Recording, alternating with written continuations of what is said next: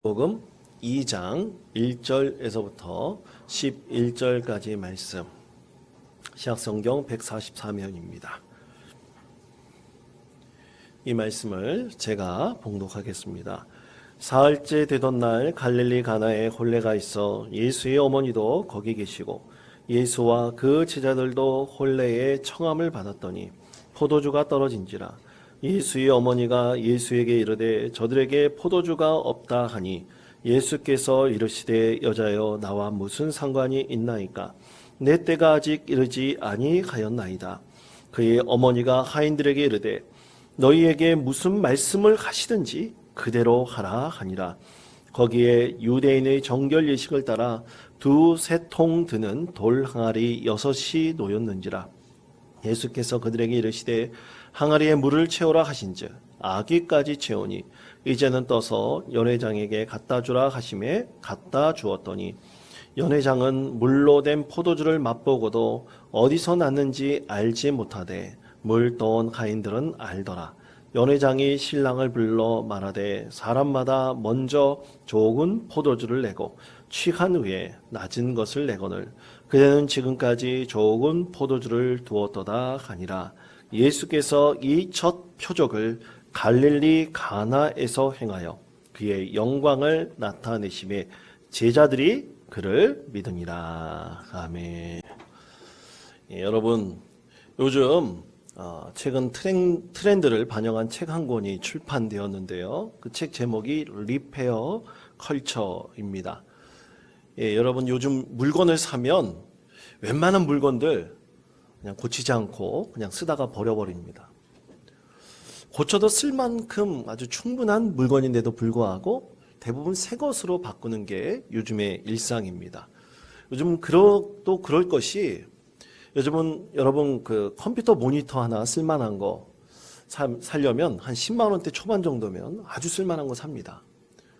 그런데 이 대부분 컴퓨터 모니터가 이제 고장이 나잖아요. 근데 고장이 주로 이 패널에 고장이 납니다. 고장이 나서 AS를 신청을 하면 AS 비용이 모니터 하나 사는 값하고 거의 차이가 없습니다. 그래서 그냥 버리는 것이죠. 그냥 충분히 쓸 수 있음에도 그냥 버려버리는 것입니다. 스마트폰도 그렇습니다. 스마트폰도 어떻게 한 2년 정도만 되면 그냥 기능이 떨어지고 느려져 버려요. 그래서 AS를 가져가면 그냥 거기서 직원이 AS 받지 말고 그냥 새 휴대폰을 사라고 오히려 권면할 때가 종종 있습니다. 이것이 거의 우리의 일상이 되어버렸죠. 그러나 우리에게 또 새로운 또 AS 정책을 말한 하나의 기업이 또 있었습니다. 제가 처음에 스마트폰을 사용할 때 좀 고가지만 아이폰을 사용을 했습니다. 꽤 오래전에 아이폰을 사용했는데요. 근데 이 아이폰이 고장이 나가지고 AS 센터를 가져갔어요. 근데 AS 센터를 가져갔더니만 리퍼비시 제품이라고 그것으로 교환을 해주는 겁니다. 여러분, 리퍼비시 제품이라는 거는 좀 고장이 나거나 또 하자가 있는 것을 새롭게 고쳐가지고 출시합니다. 그게 리퍼비시 제품이에요. 근데 이 제품이 좀 새 것보다는 가격이 좀 저렴합니다. 근데 그때 당시에 아이폰을 처음 우리나라 들어왔을 때 아니 내 폰을 주고 고쳐지지 않고 고장난 것을 새로 수리해가지고 새 폰인 양 주니까 좀 당황스럽더라고요. 과연 이게 맞는가? 새 폰을 주는 것도 아니고 내 폰을 고장난 것을 고쳐주는 것도 아니고 다른 사람이 반품한 거잖아요. 그것을 고쳐가지고 준다니까 과연 가능한가? 근데 여러분, 요즘에 이 리퍼비시 제품이 굉장히 좋습니다. 그래서 최근에 제가 그 무선 이어폰 하나를 구입을 했는데 좀 고가였어요. 그래서 좀 저렴한 것이 없나, 비슷한 제품에 저렴한 것이 없나 찾아봤더니만 리퍼비시 제품이 하나가 딱 있더라고요. 그래가지고 아주 저렴한 가격에 구입을 했습니다. 요즘에 그 제품들이 새 제품과 별반 차이가 없이 기능적으로나 또 외형적으로나 문제가 없습니다. 새로운 것을 산다기보다는 있는 것을 고쳐서 쓰는 문화, 그것이 바로 리페어 처치라는 것입니다. 그래서 이 책에서는 고장난 새 제품을 수리하고 그리고 쓸모없게 버려진 것을 새롭게 고쳐가지고 사용하는 문화가 지금 이 시대에 확산되어야 됨을 주장하고 있습니다. 여러분, 오늘날 이 지구의 이 자원들을 보십시오. 한계가 있지 않습니까? 자원 전쟁이라고 하는 것. 우리 장로님 기도하실 때도 말씀을 하셨지만 사실 나라들 간의 분쟁들이 이 자원 전쟁 때문에 그렇습니다. 자원 환경의 문제 때문에 그렇습니다. 그런데 우리가 쓸만한 것들을 제대로 고치고 또 수리하여서 그것을 사용하는 것은 앞으로 미래 이 지구 환경뿐만 아니라 또 가장 문제가 되는 이 쓰레기 문제들을 해결할 수 있는 가장 좋은 방법입니다.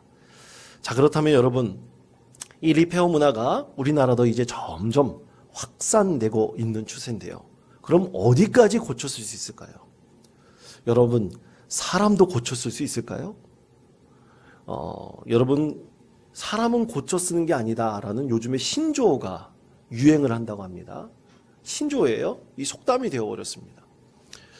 이 말이 유행하는 것은 인터넷상에서 많은 젊은이들에게 어떤 한 사람을 변화시키고 교화시키고 그리고 새롭게 한다는 것이 너무나 어렵기 때문에 젊은이들 사이에 유행하고 있는 그런 말입니다. 3살 버릇 80까지 간다. 검은 머리 짐승 거두는 것 아니다. 이런 옛말들과 아주 유사한 그런 말들이죠. 근데 요즘에 이 젊은이들이 가장 많이 보는 이 네이버 웹툰에 있는데 웹툰에 사람은 고쳐 쓰는 게 아니야 라는 그런 만화가 있더라고요. 이 만화의 내용이 이렇습니다. 신이 처음에 인간을 창조했을 때 아주 아름답고 멋있게 생긴 다즐링이라는 이 작품의 주인공을 창조했어요. 온갖 사랑을 다 부어줬습니다. 우리 하나님께서 만드신 것처럼 참 사랑스러운 모습으로 만든 거예요. 근데 그 사랑을 온갖 받고 그리고 태어나고 자라난 이 다즐링이 그렇게 사랑을 받았으면 주변 사람들에게 사랑을 좀 베풀어야 되잖아요. 근데 사랑만 받을 줄 알지 베풀 줄 몰라요. 그래서 신이 뿔따구가 났습니다.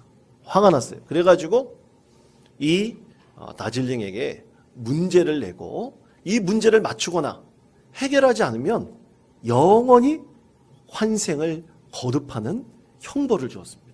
죽었다 살아났다 죽었다 살아났다 죽었다 살아났다. 이 반복된 이 환생이 이 주인공에게 계속되는 거예요. 방법은 하나입니다. 신이 내려준 형벌, 그것은 계속 반복되는 환생의 목적을 이루면 됩니다. 그것은 깨달음을 통한 변화입니다. 주인공이 무언가 깨달아서 이 환생의 고리에 변화를 준다면 그 영원한 이 환생의 형벌은 벗어날 수가 있는 것이죠. 바로 우리 삶의 자리에서 이 변화의 가능성에 대해서 말하고 있는 것입니다. 오늘 우리에게 주신 하나님의 말씀은 변화에 대한 말씀입니다. 이 이야기는 결혼식, 곧 가나라는 마을에서 있었던 한 신혼 부부의 결혼식장에서 있었던 일이었습니다.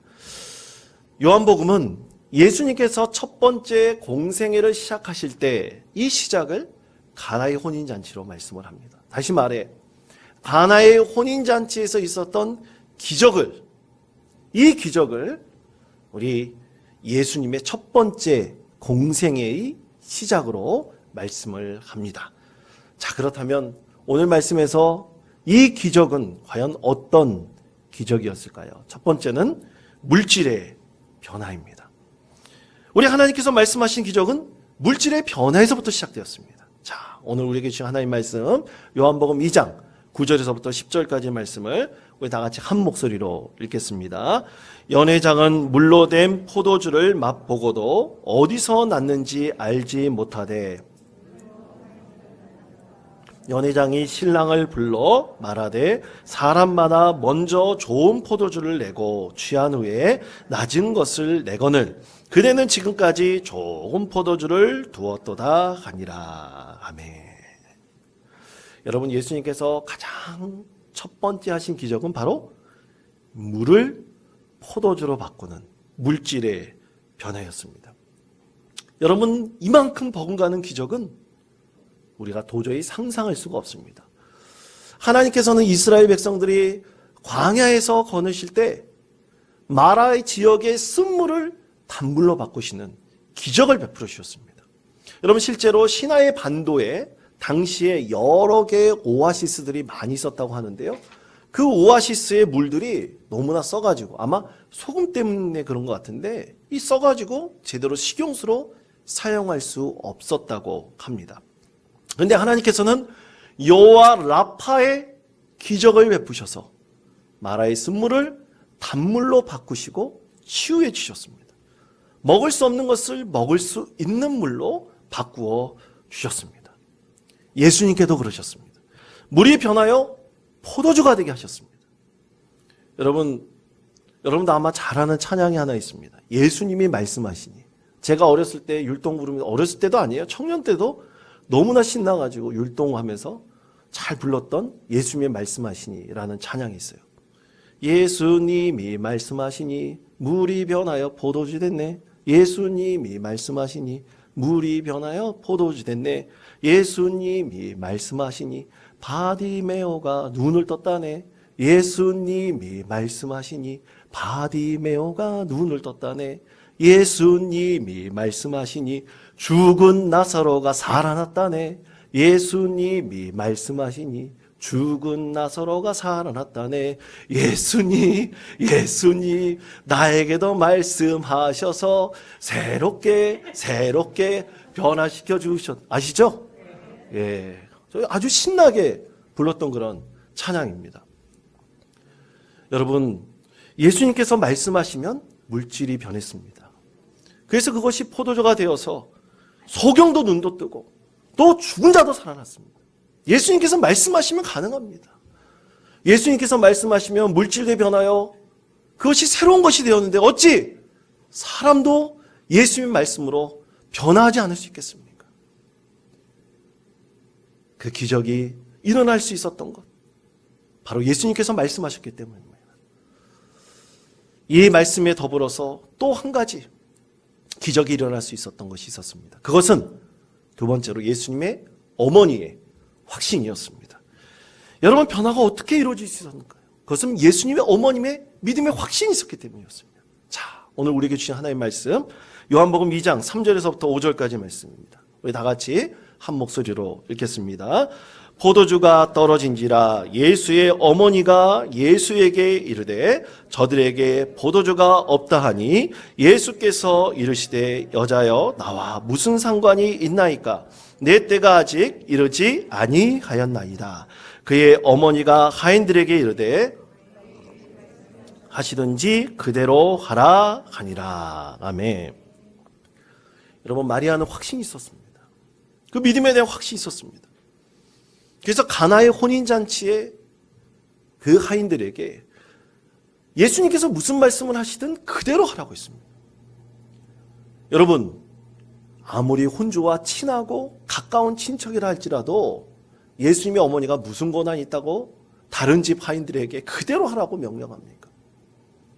그것은 예수님 어머님의 그 마음의 믿음의 확신이 분명히 있었기 때문에 예수님께서 말씀하신 그대로 하인들에게 하라고 권면하였던 것입니다. 그렇습니다. 변화는 우리가 믿고 확신하면 반드시 이루어집니다. 그것이 기적을 이루어내는 것입니다. 사랑하는 성도 여러분, 올 한 해 우리의 삶의 자리에서 어떤 기적이 이루시기를 간절히 원하고 계십니까? 여러분, 어떤 기적이 이렇게 일어나서 나에게 새로운 변화가 있기를 간절히 원하고 계십니까? 최근에 개봉한 영화 중 기적이라는 영화가 있습니다. 여러분, 이 영화는 실제로 우리나라 최초의 민간 역사인 양원역이 생겨날 때 그때 이야기를 이제 픽션으로 만든 영화입니다.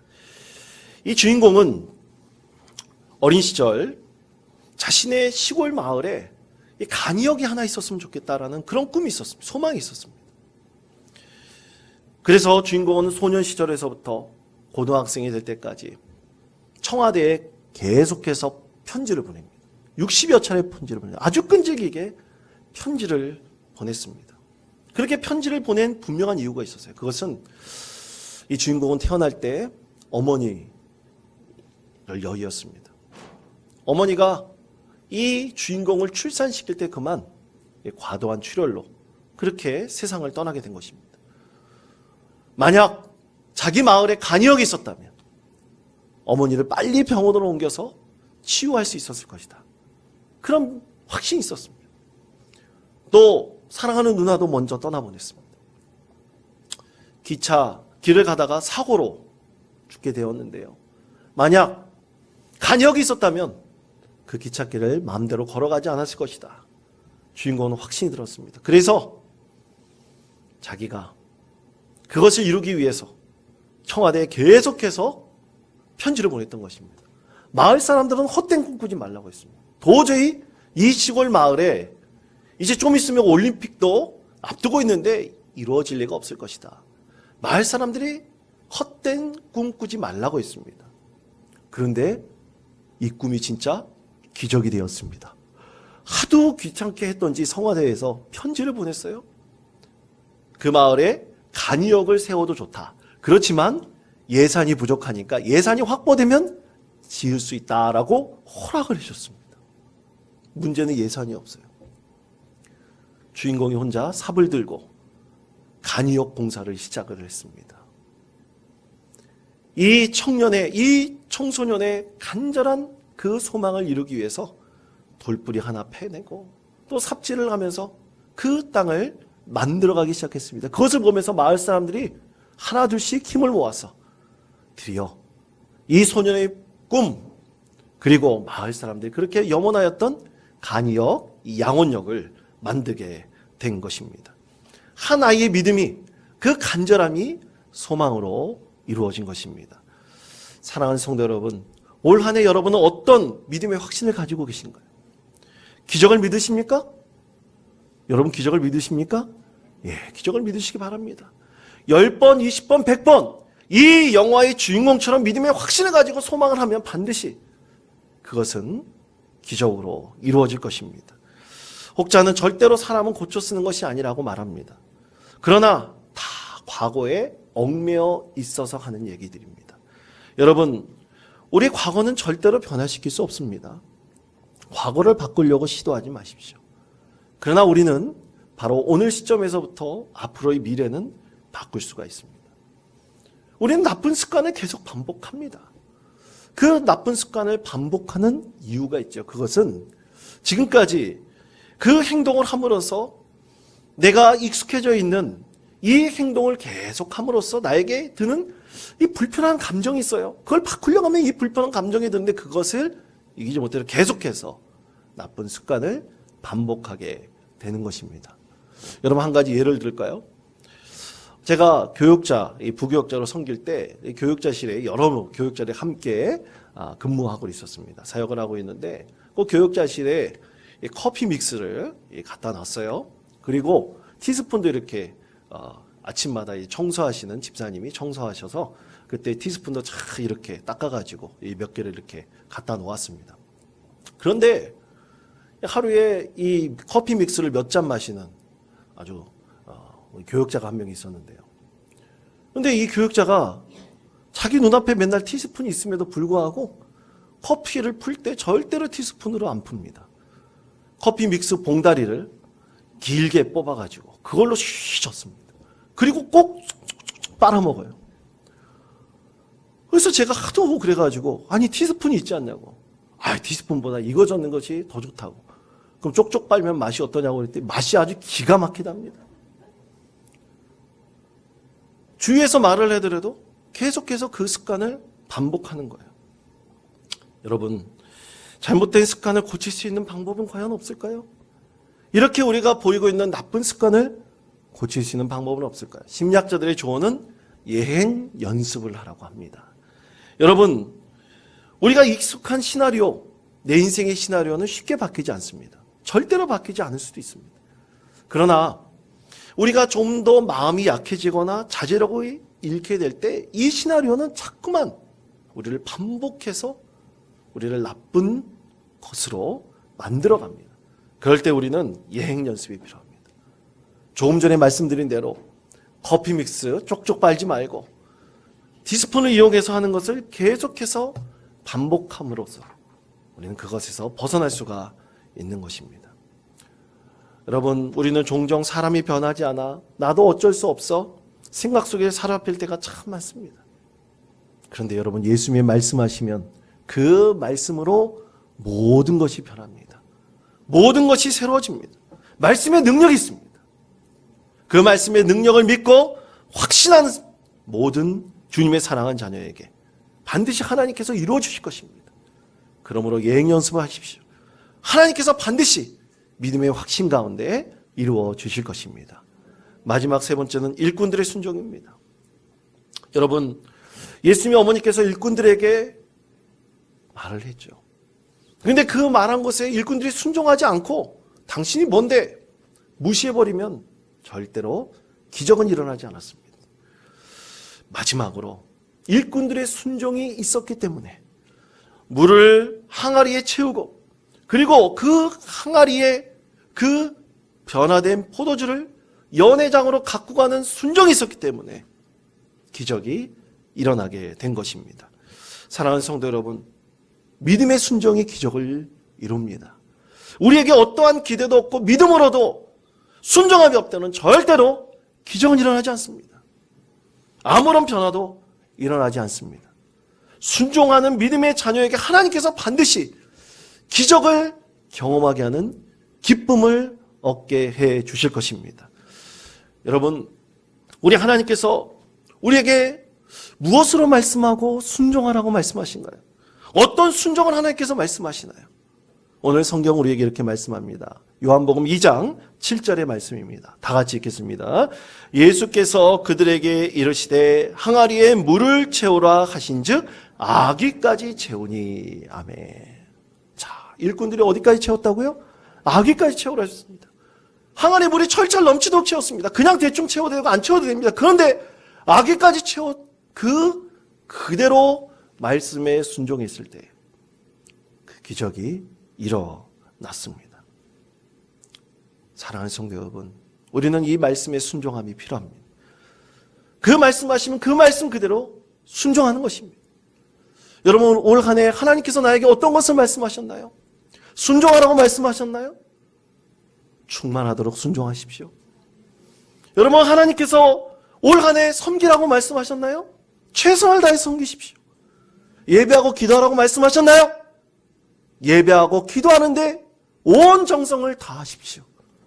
반드시 하나님께서 여러분 삶의 자리에 물이 바뀌어 포도주가 되는 기적을 일으켜 주실 것입니다. 사랑하는 성도 여러분, 우리의 삶의 자리에 기적이 일어나길 원하십니까? 변화할 수 있는 기대와 확신의 마음을 가지십시오. 일꾼들의 순종을 배우십시오. 우리 하나님께서 여러분의 삶의 자리를 참으로 풍성한 은혜와 기쁨이 넘치는 믿음의 삶의 자리로 변화시켜 주실 것입니다. 예수님께서 말씀하시면 반드시 변화가 일어납니다. 이 믿음으로 한 주간 승리하시는 참으로 믿음의 성도 되시기를 간절히 축원드립니다.